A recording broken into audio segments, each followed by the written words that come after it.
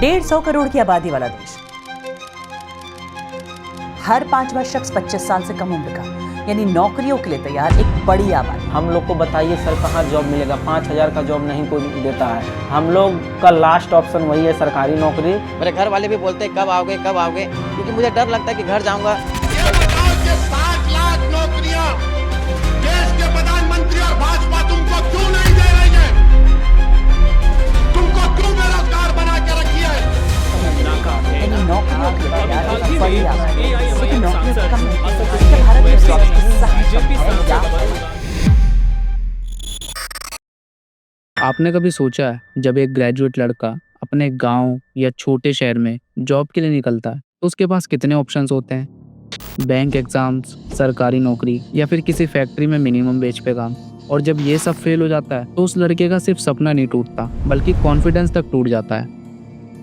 हर साल Indian university से लाखों स्टूडेंट पास आउट होते हैं, पर इन लाखों को देने के लिए कुछ हजार जॉब भी नहीं है। और सिर्फ इतना ही नहीं, अगर मैं आपको बताऊं कि भारत का सबसे बड़ा झूठ क्या है तो वो यही है कि देश में काम की कमी नहीं है, काम करने वाला होना चाहिए।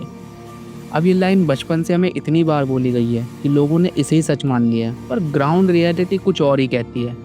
क्योंकि जब एक बार आप किसी छोटे शहर या कस्बे के पढ़े लिखे इंसान से बात करते हो तो असली सच खुद आपके सामने आ जाता है। तो काम करने वाला होना चाहिए, ये बात कुछ हद तक सही तो है, लेकिन पूरे तरीके से सच नहीं है। क्योंकि आज इंडिया के छोटे शहर और कस्बों में हज़ारों पढ़े लिखे लोग अपने घरों में बैठे हैं, जो कि जॉबलेस, होपलेस और पूरे तरीके से फ्यूचरलेस है। उनके सपने सिर्फ इसीलिए ख़त्म हो रहे हैं क्योंकि ना तो सरकार उनके लिए इंडस्ट्री ला पाई और ना ही प्राइवेट सेक्टर उन्हें कंसिडर करता है। मतलब हालात इतने ज़्यादा बुरे हो चुके हैं कि एक इंसान जिसके पास मास्टर्स की डिग्री है उसे भी स्ट्रगल करना पड़ रहा है एक 10,000 की जॉब के लिए। स्किल इंडिया का सर्टिफिकेट हाथों में लेकर लोग चाय बेच रहे हैं, मनरेगा का बजट फ्रीज है और रोजगार की स्कीम्स तो बस कागज़ तक सीमित है। और इन सब से परेशान होकर जो लोग शहरों की तरफ भाग रहे हैं उनके लिए ज़िंदगी एक अलग संघर्ष बन चुकी है। और जो लोग किसी वजह से नहीं भाग पाए उनके लिए बेरोजगारी एक नई ज़िंदगी बन चुकी है। तो ये सिर्फ जॉब क्राइसिस नहीं है, ये इन लोगों के सपनों का क्राइसिस है, उनकी उम्मीदों का क्राइसिस है। ये कहानी है उन सपनों की जो सिर्फ इसीलिए टूटे क्योंकि सिस्टम ने उन्हें संभालने की जिम्मेदारी कभी ली ही नहीं।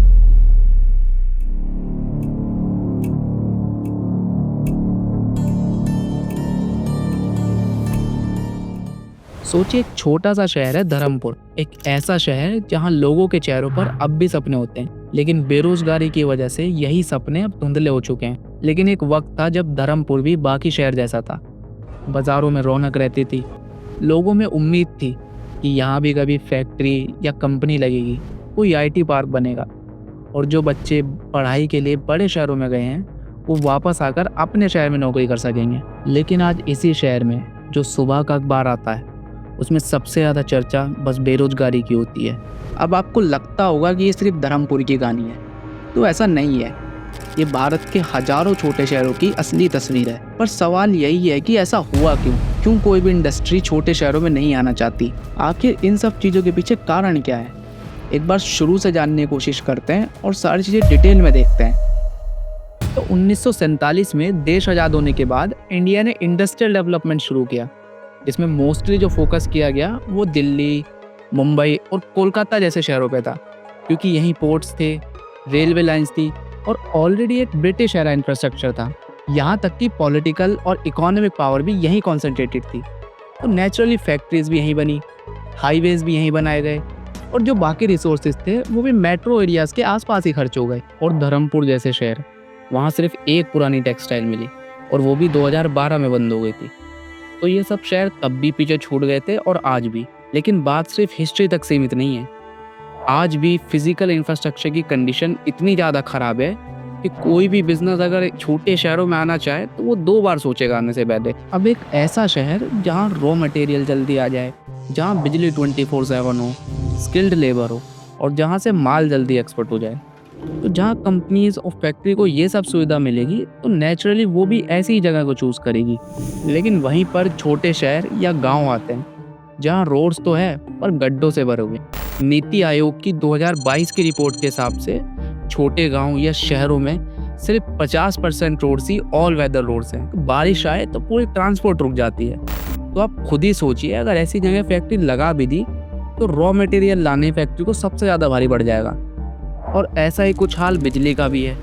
सरकार चाहे जितना कह दे कि 100% इलेक्ट्रिफिकेशन हो गया है, लेकिन ग्राउंड रियलिटी ये है कि आज भी छोटे शहर या गांव में 6 से 8 घंटे बिजली कट होती है। तो इंफ्रास्ट्रक्चर के बिना डेवलपमेंट ये तो सिर्फ कहने की बात है।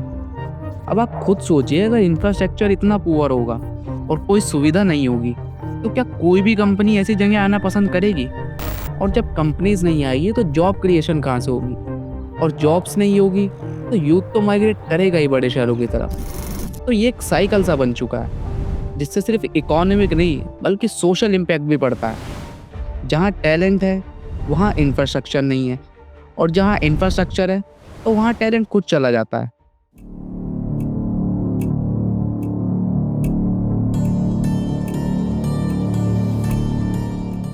अगर आपको याद हो तो बचपन में एक लाइन हमें हमेशा बोली जाती थी, पढ़ो लिखो और आगे बढ़ो। लेकिन एक बार सोच के देखिए कि कैसा हो अगर आप स्कूल ही ना जा पाए, या स्कूल तो जाओ लेकिन वहाँ टीचर्स ही आपको ना मिले, तो सोचो आप आगे बढ़ोगे कैसे? बस यही सिचुएशन है आज भी कई सारे छोटे शहर और गांव में, वो भी सालों से। और जब हम अनएम्प्लॉयमेंट की बात करते हैं तो एक कोर इशू जो बार बार सामने आता है वो है एजुकेशन और स्किल्स की कमी। ये सबसे बड़े रीजंस में से एक है। इसकी वजह से ना लोगों को जॉब्स मिलती है और ना ही कोई इंडस्ट्री उनके एरिया में आना चाहती है। और ये सिर्फ एक अजम्पशन नहीं है बल्कि रियलिटी है। लर्न फॉर लाइफ फाउंडेशन की रिपोर्ट के हिसाब से इंडिया में लगभग 1.5 करोड़ बच्चे आज भी स्कूल से बाहर हैं, और जो स्कूल जाते हैं उनका भी काफ़ी बुरा हाल है। ASER 2022 की रिपोर्ट के हिसाब से आज भी 50% गांव के बच्चे बेसिक मैथ और रीडिंग भी ठीक से नहीं कर पाते हैं। मतलब एक क्लास 5th में पढ़ने वाला बच्चा क्लास 2nd के बुक तक रीड नहीं कर पाता है ठीक से। तो सोचिए, जब बेसिक्स ही इतने कमज़ोर हैं तो हायर स्किल्स कैसे डेवलप होंगे? क्योंकि ये सिचुएशन बस बच्चों के साथ नहीं है बल्कि बड़ों का भी सेम हाल है। नई जनरेशन जो ITI, BA और BCom से ग्रेजुएशन करने के बाद भी जॉब के लिए जो बेसिक डॉक्यूमेंट होता है रेज्यूमे, वो तक बनाना नहीं आता उन्हें।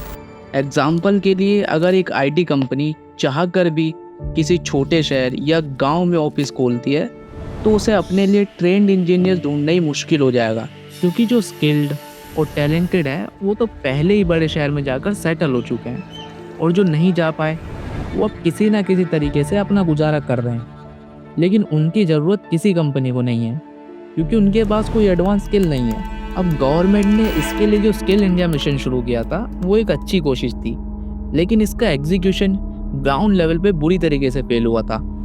NSDC national skill development corporation के 2023 के डेटा के हिसाब से ट्रेंड स्टूडेंट्स जिनके पास एक्चुअल में स्किल है उनमें भी सिर्फ 22% कोई जॉब मिलती है। और जो सेंटर्स इस मिशन के टाइम खोले गए उनमें से ज़्यादातर सेंटर्स तो सिर्फ बड़े शहर में कॉन्सेंट्रेटेड है। छोटी जगह में जो ट्रेनिंग सेंटर्स हैं उनमें ना तो इंफ्रास्ट्रक्चर है और ना ही ट्रेनर्स, और जो थोड़े बहुत कोर्सेज चलते भी हैं वो आउटडेटेड सिलेबस सिखाते हैं, जिसकी जॉब मार्केट में एक्चुअल में कोई रिक्वायरमेंट नहीं है, और ये पूरे तरीके से डिस्कनेक्टेड है।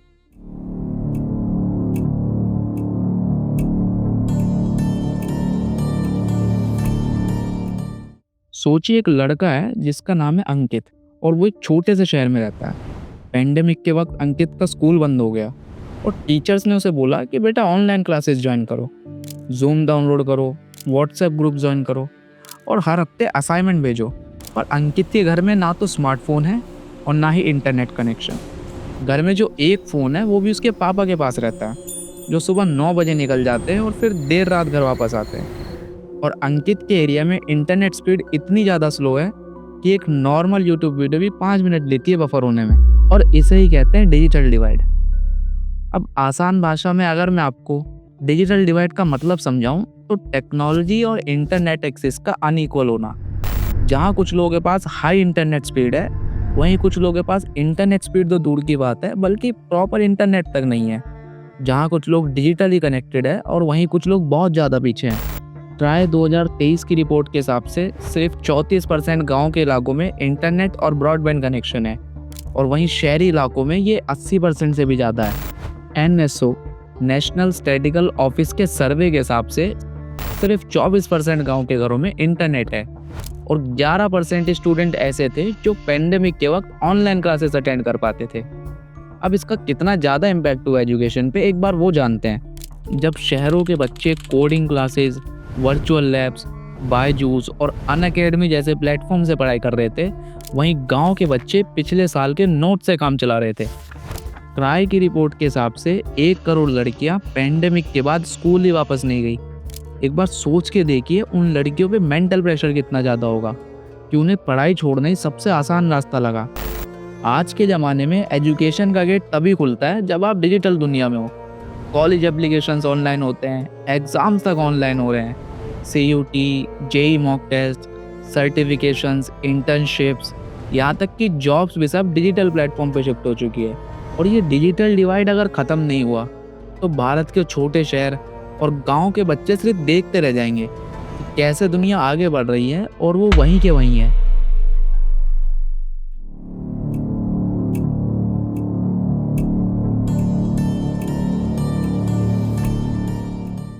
अब एक बार फिर से सोचिए कि एक लड़का है जिसका नाम है प्रीतम, जो कि बिहार के एक छोटे से जिले में रहता है। प्रीतम के क्लास 12th में 91% आए और ग्रेजुएशन के वक्त भी उसने अच्छा किया। प्रीतम को उसके घर वाले और रिश्तेदार समझाने लगे कि बेटा IAS बन जा या SSC या रेलवे ही कर ले, फिर जिंदगी सेट है। प्रीतम ये सब सुनकर गवर्नमेंट जॉब की तैयारी करने के लिए मान जाता है, जिसके बाद प्रीतम ने SSC, CGL, बैंकिंग, रेलवेज और ग्रुप D तक के बहुत सारे एग्ज़ाम दिए। 6 साल तक वो तैयारी करता रहा। कोचिंग के लिए पटना गया, दिल्ली गया, लेकिन सिलेक्शन नहीं हो पाया। प्रीतम का कॉन्फिडेंस अब पूरे तरीके से टूट चुका है और आज वो 30 साल का हो चुका है। ना तो उसके पास जॉब है और ना ही करियर में कोई दूसरा ऑप्शन। और ये बात अब आप भी जानते हैं कि प्रीतम की स्टोरी कोई यूनिक नहीं है।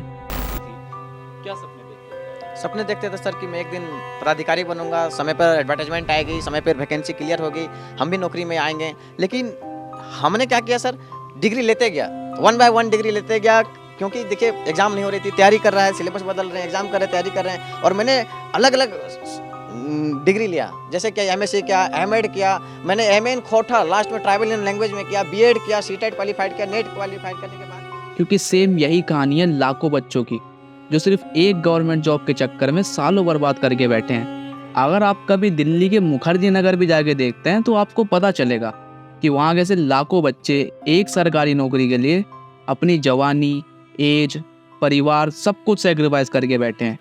लेकिन आज उन पर क्या बीतती है, उन्हें कितना अफसोस है, ये कोई नहीं समझ सकता। हम लोग बहुत हीन भावना से, परिवार रिश्तेदार वाले उतना बात नहीं करते हैं सर। और मैं 2 साल से गाँव में भी नहीं गया अभी तक। दुख है सर, क्या बोलूँ। मैं अपने दुख और पीड़ा को किसी पर सामना नहीं कर सकता हूँ सर। बहुत संघर्ष से पढ़ा हूँ, ट्यूशन पढ़ा के मैं 2012 से ट्यूशन पढ़ा के अभी तक मैं पढ़ाई किया हूँ और मैं कुछ भी हासिल नहीं कर पाया। लेकिन आपने कभी सोचा है ऐसा होता क्यों है? क्यों इतनी डिपेंडेंसी है सरकारी नौकरी पे कि इंडिया में सबको यही चाहिए?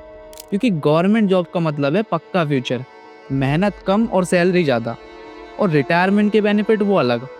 और प्राइवेट सेक्टर में यही सब प्रॉब्लम है, जिसमें सबसे बड़ी प्रॉब्लम है कि प्राइवेट सेक्टर में जॉब की गारंटी नहीं है। फिर चाहे आप कितनी बड़ी पोजीशन या कितनी बड़ी कंपनी के लिए काम करते हो, आपकी जॉब कभी भी जा सकती है।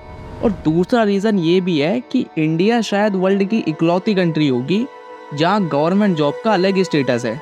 समाज में रुतबा बढ़ जाता है, रिश्तेदारी में इज्जत मिलने लगती है और आसपास के लोग भी हर काम में पूछने लगते हैं। कुल मिलाकर एक मिडिल क्लास आदमी के लिए लाइफ सेट हो जाती है। और एक सच ये भी है कि इंडिया में अपने बच्चे की सरकारी नौकरी रखते देखना हर माँ बाप का सपना होता है। अब बच्चा भले ही आर्टिस्ट बनना चाहे, ये उसे यही राय देंगे कि बेटा इस नौकरी का फॉर्म भर दे। अब तीसरा रीज़न ये है कि लोगों में आज भी अवेयरनेस नहीं है।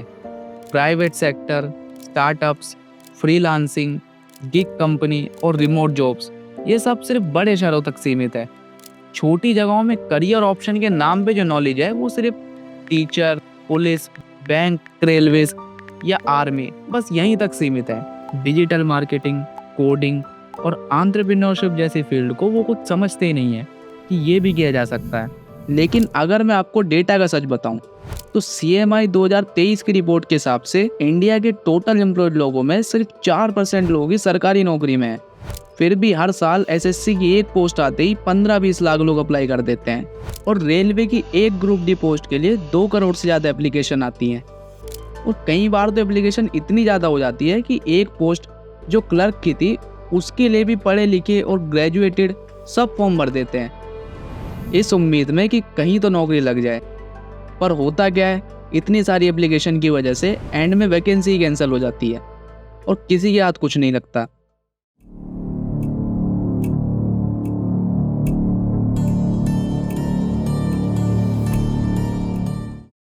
एक बार फिर एक कहानी से शुरुआत करते हैं। मंजू देवी, जो कि राजस्थान के झुंझुनू जिले में रहती है। 10 साल पहले एक स्किल डेवलपमेंट प्रोग्राम के जरिए मंजू देवी ने सिलाई की ट्रेनिंग ली। ट्रेनिंग खत्म हुई, सर्टिफिकेट मिला, पर कोई मशीन नहीं मिली, ना ही कोई मार्केट एक्सेस और ना ही कोई लोन फैसिलिटी। तो आज भी मंजू देवी एक छोटी सी दुकान में टेलर का काम करती है, जिसमें महीने का मुश्किल से वो 3000 कमा पाती हैं।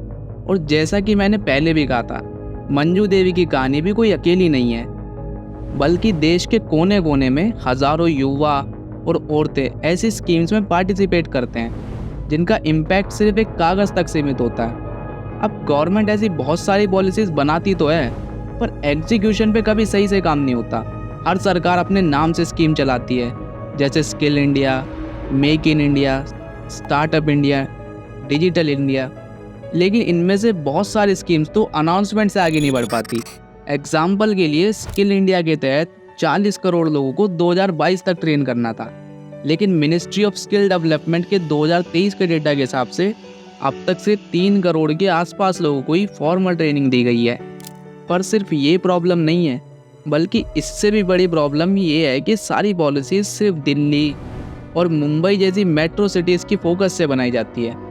लेकिन भारत सिर्फ शहरों का नहीं, बल्कि गांव और कस्बों का भी है, लेकिन इन पे कोई ध्यान नहीं देता। पॉलिसीज़ बनने के बाद एग्जीक्यूशन किसने किया, रिजल्ट क्या मिला, किसने फेल किया, ये सबसे किसी को फ़र्क नहीं पड़ता। इसका रिजल्ट क्या होता है? करोड़ों का फंड पॉलिसीज़ में लगा दिया जाता है और ग्राउंड पे कोई काम ही नहीं हो पाता। इसलिए लोग अब किसी भी सरकारी योजना को सीरियसली नहीं लेते। लेकिन पता नहीं कैसे, पर ये फेल्ड पॉलिसीज़ लोगों को और ज़्यादा डिपेंडेंट बना देती है सरकार पे। अब अगर आप भी किसी छोटे शहर या गांव से हैं, तो आपने अपनी गली में खड़े होकर कभी सोचा है कि ये शहर आगे क्यों नहीं बढ़ रहा?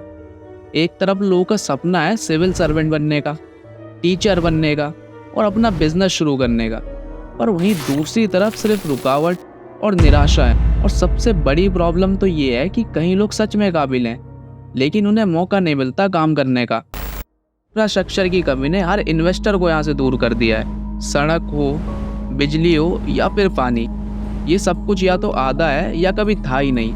एजुकेशन का तो पहले से ही बुरा हाल है। और जहाँ डिजिटल दुनिया आगे बढ़ रही है, वहीं कुछ लोग आज भी बस एक रिचार्ज करने में स्ट्रगल कर रहे हैं। मतलब डिजिटल डिवाइड ने यहाँ सिर्फ एक गैप नहीं बनाया, बल्कि पूरी एक जनरेशन को रेस से बाहर कर दिया। और फिर आता है ये साइलेंट ट्रैप कि सबको बस किसी ना किसी तरीके से सरकारी नौकरी चाहिए। हर दूसरा लड़का IAS, SSC, बैंक PO के सपने देख रहा है। लेकिन अब देखे भी क्यों ना, क्योंकि प्राइवेट सेक्टर तो यहाँ आने वाला है नहीं। लेकिन फिर एक सीट के लिए 10 लाख फॉर्म भर देते हैं, पर सपना तो किसी एक का ही पूरा होगा। बाकी लोग फिर हार मानकर या तो बड़े शहर में शिफ्ट हो जाते हैं या अपने ही शहर में कोई कम सैलरी वाली जॉब करने लगते हैं। कहीं कहीं तो इतना बुरा हाल है जहाँ मतलब एक पढ़े लिखे आदमी को भी मजदूरी करनी पड़ रही है घर चलाने के लिए। गवर्नमेंट स्कीम तो बस इलेक्शन के टाइम स्लोगन में काम आती है। अब प्रॉब्लम तो हमने जान ली, जिसकी वजह से आज भी छोटे शहर और गांव रोजगार और तरक्की से काफ़ी दूर है। लेकिन आखिर सॉल्यूशन क्या है? कब तक ऐसे चलता रहेगा? समस्या बड़ी है, लेकिन हाथ बांध कर बैठने से या सरकार को कोसने से कुछ नहीं होगा। सरकार का काम अलग है, तो ये उम्मीद करने से कि किसी दिन कोई अच्छी सरकार आएगी या आपकी कास्ट का नेता आएगा और सब ठीक कर देगा, सोचना बेकार है एकदम। लेकिन अगर हम लोग चाहें तो अपनी तरफ से कुछ छोटी छोटी शुरुआत कर सकते हैं, जो अभी आपको बिना मतलब लग सकती हैं, लेकिन लॉन्ग टर्म में इनका सच में फ़ायदा है। कुछ ऐसी चीज़ें जो आप, मैं या कोई भी आम इंसान आज से यहीं से शुरू कर सकता है। सबसे पहला काम जो हमें करना होगा वो ये कि अगर आप किसी ऐसे एरिया में रहते हैं जहाँ इंटरनेट स्लो है, तो कुछ भी करके सबसे पहले आपको इंटरनेट कनेक्शन का जुगाड़ करना ही होगा अपने लिए, क्योंकि चाहे आज का टाइम हो या आने वाला, दोनों के लिए ही इंटरनेट बहुत ज़्यादा ज़रूरी है। और आज के टाइम पे तो बिना इंटरनेट के कुछ होने ही नहीं वाला। अब इंटरनेट कनेक्शन मिलने के बाद करना ये है कि अपने इंटरेस्ट या मार्केट डिमांड के हिसाब से कोई भी एक स्किल पकड़ लो, चाहे छोटी हो लेकिन एक्सपर्ट बन जाओ उसमें। Graphic designing, photo editing, typing, excel, mobile repairing, जो भी सही लगे, चाहे मेहंदी लगाना हो, कुकिंग हो, कुछ भी जो आपको सही लगे। अब सीखना कहाँ से है? यूट्यूब से बेहतर प्लेटफॉर्म कोई नहीं है जो फ्री में सबके लिए अवेलेबल हो।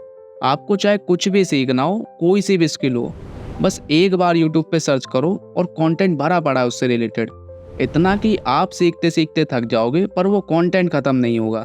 इसलिए ज़्यादा टाइम वेस्ट ना करके यूट्यूब पर कोई भी एक कोर्स चूज़ करो और उसे एंड तक कंप्लीट करो। कॉपी पेस्ट नहीं करना है, रियल काम सीखो। देखो, स्किल एक टाइम इन्वेस्टमेंट है, लेकिन अगर आज सीख ली तो कल इनकम आएगी ही आएगी। आज के टाइम पे जिसे इंटरनेट पता है उसे दुनिया का शॉर्टकट पता है, और जिसे नहीं पता तो भाई सिखा दो उसे। एक दूसरे की मदद करो, तभी तो सब आगे बढ़ पाएंगे।